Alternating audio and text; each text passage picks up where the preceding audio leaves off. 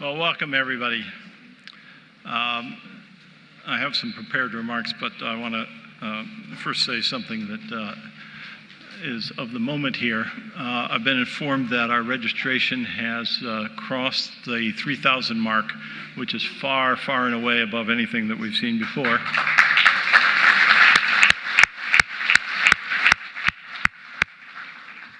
For my technical background, I always like to try to find out the reason why.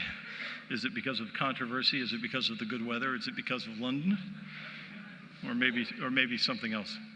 And the other thing which struck me is that this is one of the few times that you have seen me where I'm not stuck in the position of following Fadi. What a relief. So welcome to ICANN 50. Because it's 50, we're going to indulge a little bit looking back as well as looking forward. I want to particularly acknowledge the representatives from the various governments around the world who are here today, partly for the ICANN meeting, but most particularly for the high-level meeting that is taking place today as well. So, Your Excellencies, ambassadors, ministers, Minister Vaizey, and senior officials, welcome, and thank you for joining us. I'd also like to extend a warm welcome to the leaders of our sister technical organizations, and also those from business, civil society, and others within the global internet ecosystem. And the global internet ecosystem is the real focus of what brings us all together. ICANN plays a specific, but certainly not the totality of that role. So to all of you, thank you for joining us in this historic meeting in a truly magnificent city, one that my wife and I always enjoy the opportunity to visit.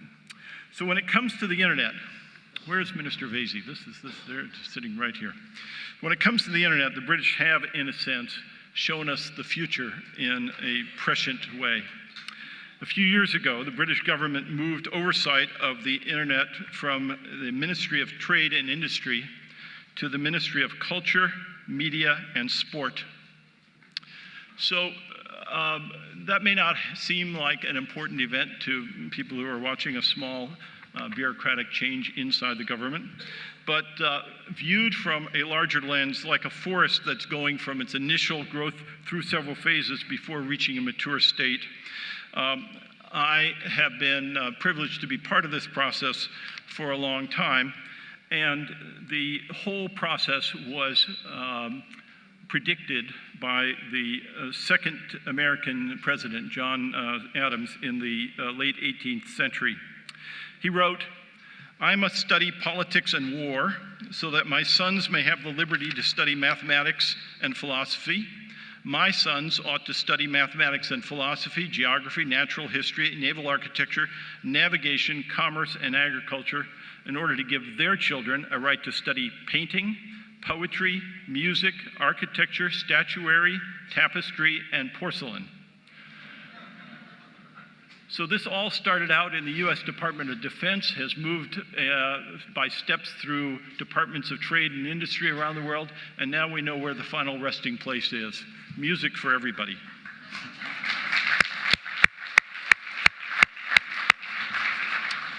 So in no small way, the internet works because of you and everybody in our community of volunteers who donate a lot of their precious time, and because of the diligent staff that brings us together 3 times a year at different locations around the world. Our world, the internet world, is constantly evolving and changing to meet the ever-changing number of global internet users.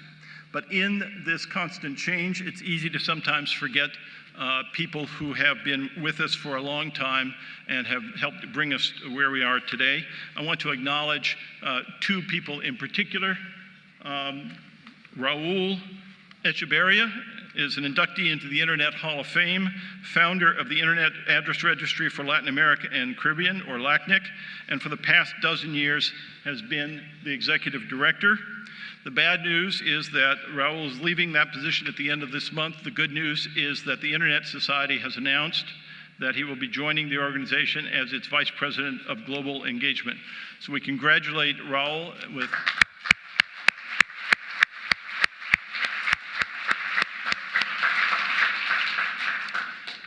Another longtime friend and trusted colleague, Leslie Cowley.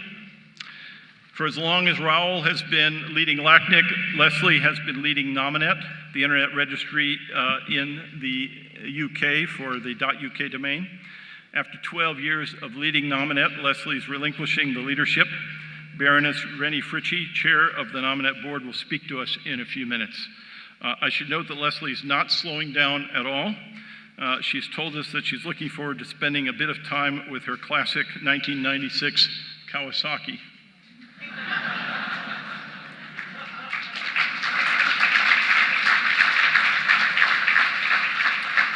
There are sides of you, Leslie, that we did not know.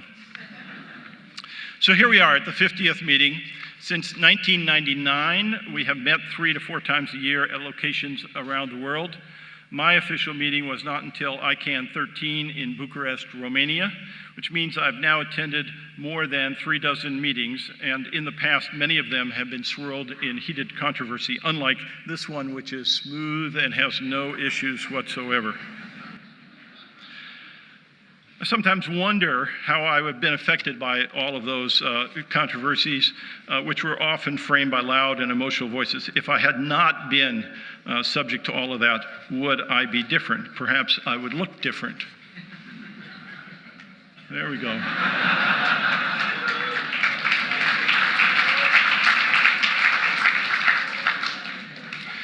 I think that picture makes this clear. It's not the hair that makes the man, it's the glasses. ICANN today is different than the ICANN of yesteryear. In the 12 years that I've served on the board and been with the organization, I've seen a lot of changes. It's running smoothly and far more efficiently. Stability and respect now define the organization and the community. The supporting organizations and advisory committees have grown and become vibrant, vital, and effective parts of our organization. They've grown in numbers, knowledge, internal organization, etc. Staff has grown, as has our budget, but it hasn't always been that way. In November 1998, a month after ICANN was incorporated, there was a small meeting of a group of internet pioneers just outside Boston in the US. Their mission was to figure out how to move ICANN forward, and that was the beginning of a journey that brought us here today. We have a picture of the first board of directors that helped establish that foundation. The person second on the right, Esther Dyson, was the chair of the board. She is on her way, but probably not here yet.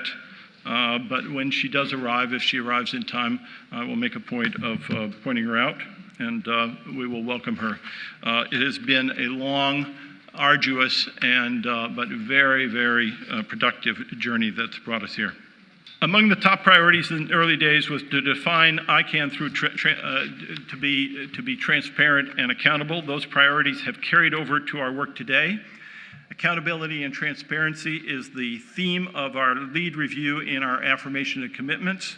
The recommendations from the second Accountability and Transparency Review team were delivered at the end of 2013.